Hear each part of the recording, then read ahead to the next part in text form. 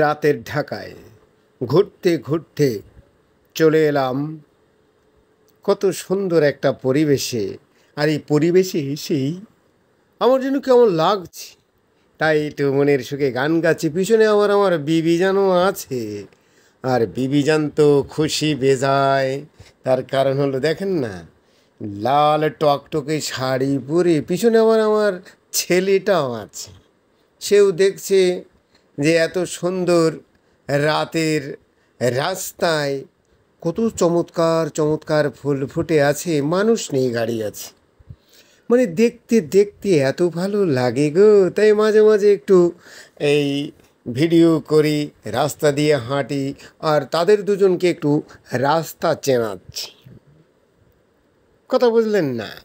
কারণ আমি তো একটু এই রাতের পাখি, ঘুরতে ভালোবাসি।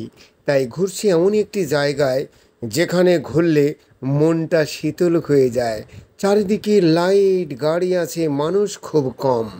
মানে এত সুন্দর একটা রাস্তায় আমরা রাতের বেলায় ঘুরতে বেরিয়েছিলাম সপরিবারে।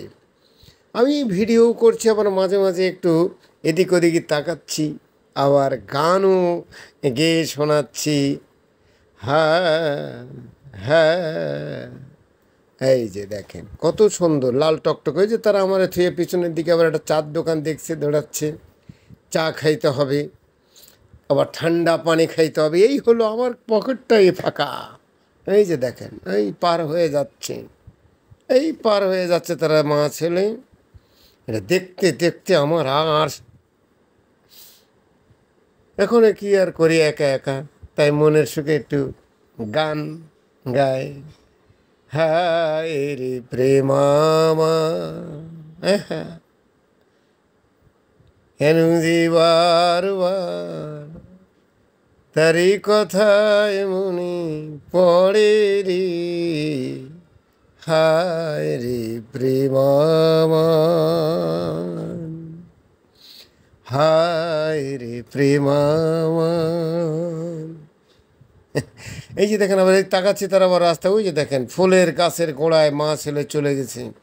আমি এরপরে দাঁড়িয়ে দাঁড়িয়ে ভিডিওটাই করি, আর কি করি। এই যে মাঝে মাঝে দুই একটা হোন্ডা যাচ্ছে, আমি তাই তাকিয়ে তাকিয়ে দেখছি, একটু হাসিও আসে। আবার একটু গান, কি আর গান করি। মন রে মন কেন এত কথা বলে,